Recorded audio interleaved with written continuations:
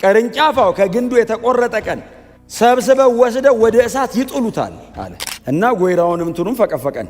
ከዛ እንደዚህ አጣበቀንና አሰረን። ትራንስፕላንት አረገን። ወይራ የወይን አፈራ።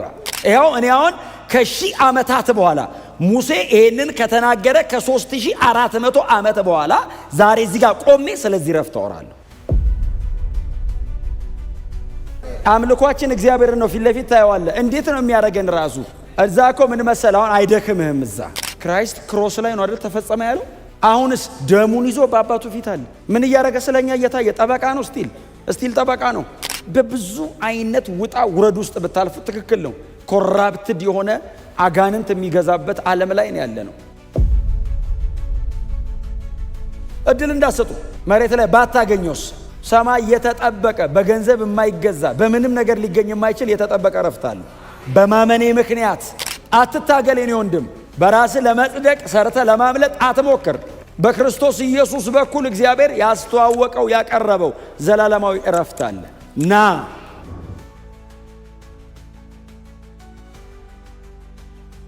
እና ሙሉ በሙሉ ሁለንተናን አሳራፊያችን በሆነው በክርስቶስ ላይ መጣል ማለት ነው። ችግርና ጥያቄን ብቻ ሳይሆን ራስህንም መጣል ማለት ነው። እምነት ራስህንም ክርስቶስ ላይ መጣል፣ በአሳራፊ በክርስቶስ ላይ ራስህን ሙሉ በሙሉ መጣል።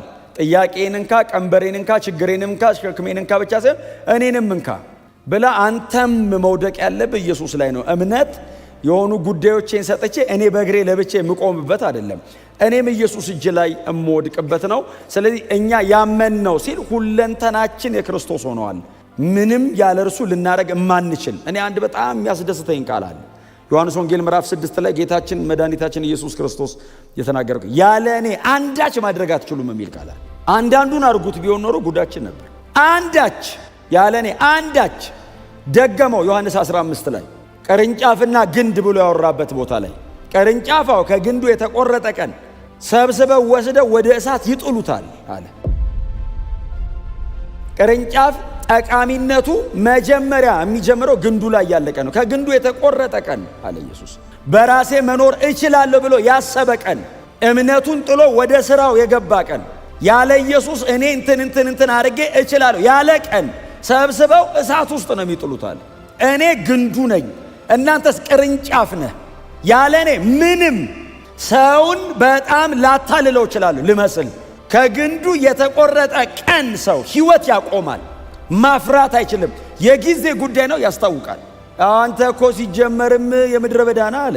እነሱ እኮ ዋናው ናቸው አለ። እና እግዚአብሔር እንዴት አድርጎ ገጠመን ስትለው ሄደና እግዚአብሔር ወረደ አለ። እግዚአብሔር መጣና በልጁ በኩል ምድረ በዳ ገባ አለ። ከዛ ምድረ በዳ ሄደና ወይራ አገኛለ። ወይራውን አርጎ ሰበረው እና ወይራ ቅርንጫፍ ይዞ መጣና ግንዱ ልጁ ነው እና ግንዱን ፈቀፈቀው እና ወይራውንም እንትኑን ፈቀፈቀን። ከዛ እንደዚህ አጣበቀንና አሰረን። ትራንስፕላንት አረገን። ወይራ የወይን አፈራ። አሕዛብ ሆነ የዚህ ህይወት አካል ስትሆን ዲዘርቭ አድርገህ አይደለም፣ እግዚአብሔር ፌቨር አድርጎልህ ነው። እስቲ አሜን በሏ። እንደምመጥን ማሰብ የለብኝም፣ ውለታ ውሎልኝ ነው። እኔ ወይራ ነኝ።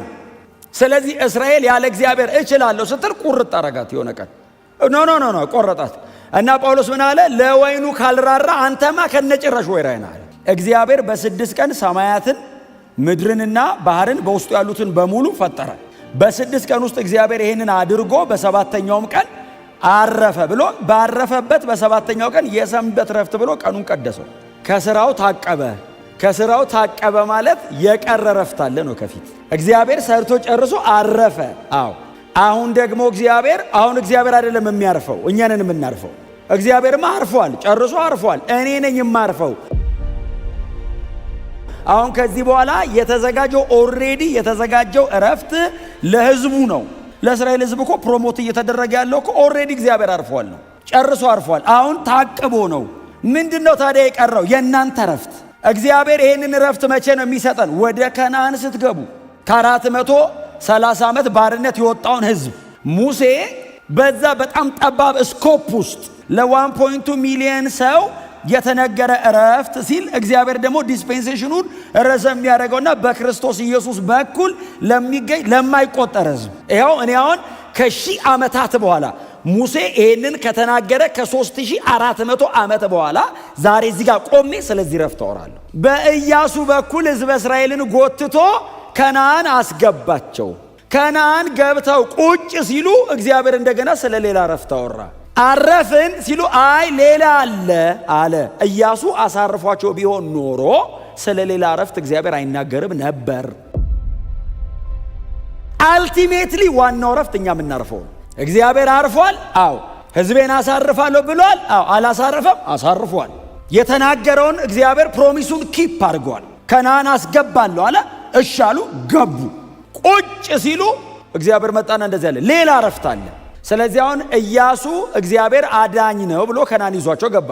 ሁለተኛው መሲያችን መጣና ኢየሱስ እግዚአብሔር ያድናል ብሎ ሰማይ ይዞ ሊገባ። ስለዚህ አሁን እግዚአብሔር ስለ ሌላ ቀን ተናገረ። ከፊት ለዚህ ሕዝብ የተዘጋጀ ታላቅ እረፍት አለ። እረፍት ማለት ስራ መፍታት አይደለም፣ እርካታ ነው። አምልኮ፣ ጊዜ የማይመርጥ አምልኮ አይደል? የነ ዳንኤል አይነት ሁልጊዜ የምታመልከው አምላክህ አይደል ያለው? አንኮንዲሽናል ወርሺፕ። አዋጅ ወጥቶም ሳይወጣም ቤተ መንግሥት ቁጭ ብለህም አንበሳ ጉድጓድ ተጥለህም ሁሌ ታመልከዋለህ። ሊያድን ይችላልን? አሁን እውነተኛ እረፍት እሱ ነው አይደል? ስራ መተው አይደለም። አምልኮ አልቲሜትሊ በእግዚአብሔር ፊት ይሆናል። አምልኳችን እግዚአብሔር ነው። ፊት ለፊት ታየዋለህ። እንዴት ነው የሚያደርገን ራሱ? እዛ እኮ ምን መሰለህ አሁን አይደክምህም እዛ። ምክንያቱም አይበሰብስም፣ አያረጅም፣ አይደክመውም አካሉ። አይርብህም። ምሳ እንብላ ተባብላ አትሄድም። ረሃብ አያቅም። ሌሊት የለም። ሁልጊዜ በእግዚአብሔር ፊት ነን። ስራ እናቆማለን ሳይሆን ፈጽመን እንረካለን። ሬስት እሱ ነው። ስራ መፍታት እንደውም በጣም መጥፎ ነው። እረፍት አይደለም ስራ መፍታት። ለዛ ነው እግዚአብሔር ከስራው ታቀበ ይልና አሁን እግዚአብሔር ስራ አቆመ ወይ? አላቆመም። እግዚአብሔር አንድ ጥቅስ ላስነብባችሁ ዮሐንስ ወንጌል ላይ አባቴ ያው እስከ ዛሬ ይሰራል አለና እኔም እሰራለሁ። እግዚአብሔር ከስራው ታቅቧል። አዎ በ6 ቀን የጨረሰው ነው ክሪኤሽን። አሁን እግዚአብሔር ምን እየሰራ ነው? ሪዴምሽን፣ የመዋጀትን የቤዛነትን ስራ በልጁ በኩል እግዚአብሔር እየሰራ ነው። አባቴ እኔን የላከኝ አዎ የመዋጀት ስራ ገና አላለቀም። የመቤዠት ስራ ገና አላለቀም። እናንተን የራሱ የማድረግ ስራ አላለቀም። እና አባቴ እኔን ልኮ በእኔ እጅ እየሰራ ነው። እኔን ልኮ በእኔ በዚህ መኖር እየሰራ ነው።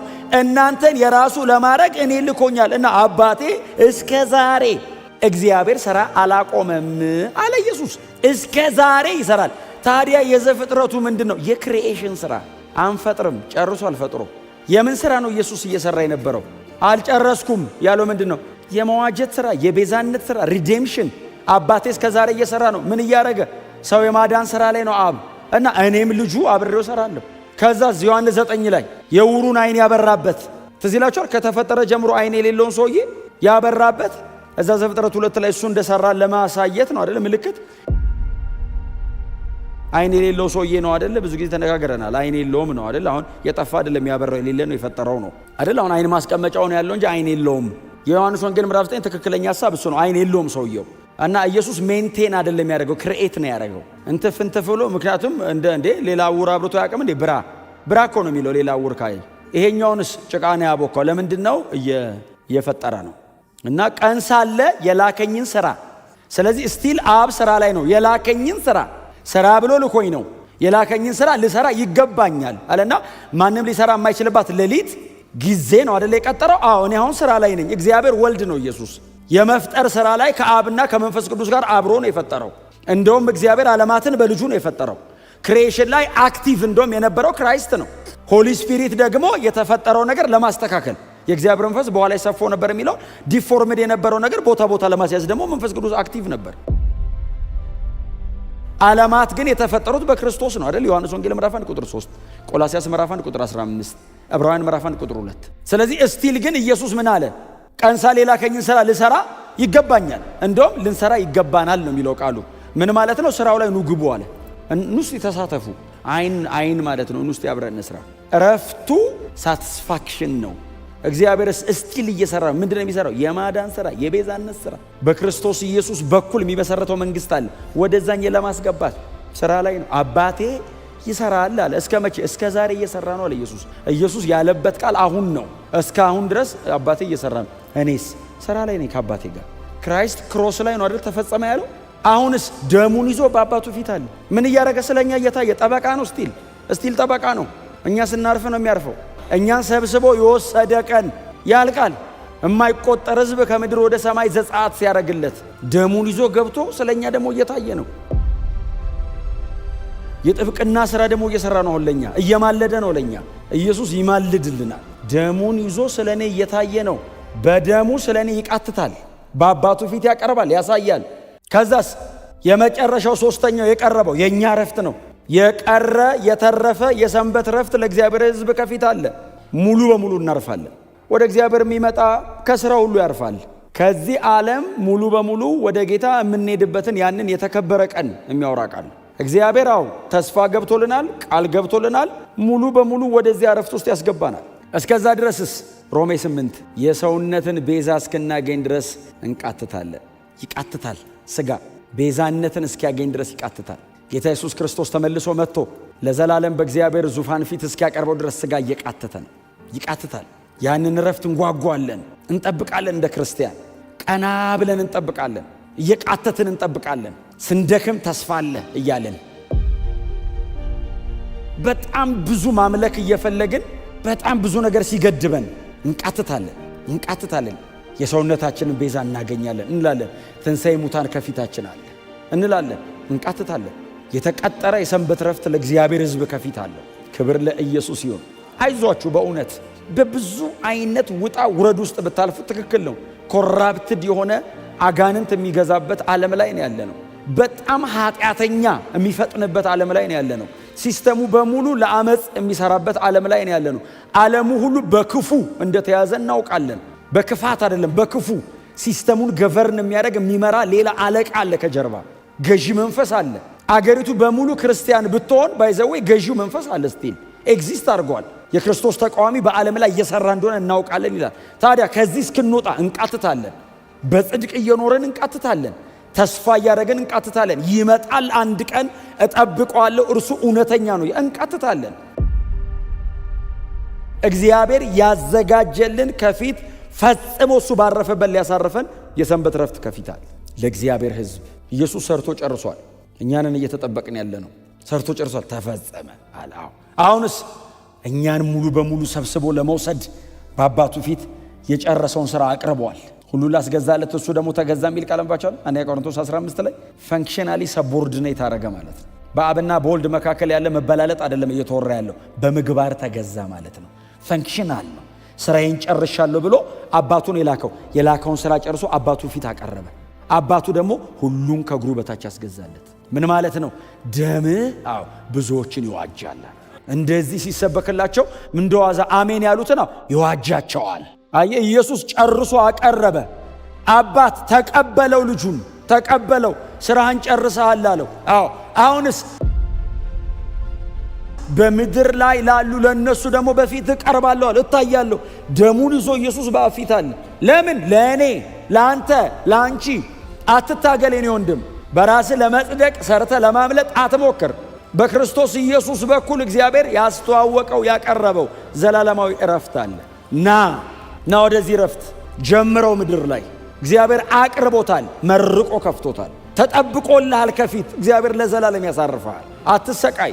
በጌታ ሆናችሁ በጣም ብዙ መንገድ ያንገላታችሁ ቅዱሳን ጥቂት ጊዜ ነው የቀረን። ኢየሱስ ይመጣል፣ እንሄዳለን። በእውነት ነው የምላችሁ፣ እርስ በርሳችሁ በዚህ ቃል ተጽናኑ ነው የሚለው መጽሐፍ ቅዱስ። እርስ በርሳችሁ በዚህ ቃል ተጽናኑ። ተስፋ አለ ተስፋ። በፍጹም የተጠበቀ ረፍት ከፊት ብቻ አይደለም፣ ውስጥ ያርፏል። በጌታ ነኝ፣ መንፈስ ቅዱስ በእኔ አለ። ኢየሱስ ክርስቶስ በእናንተ ውስጥ የክብር ተስፋ ሆኖ ተቀምጧል። ወንድሞቼና እህቶቼ በጌታ የሆናችሁ እናንተ በፍጹም እድል እንዳሰጡ መሬት ላይ ባታገኘውስ ሰማይ የተጠበቀ በገንዘብ የማይገዛ በምንም ነገር ሊገኝ የማይችል የተጠበቀ እረፍት አለ።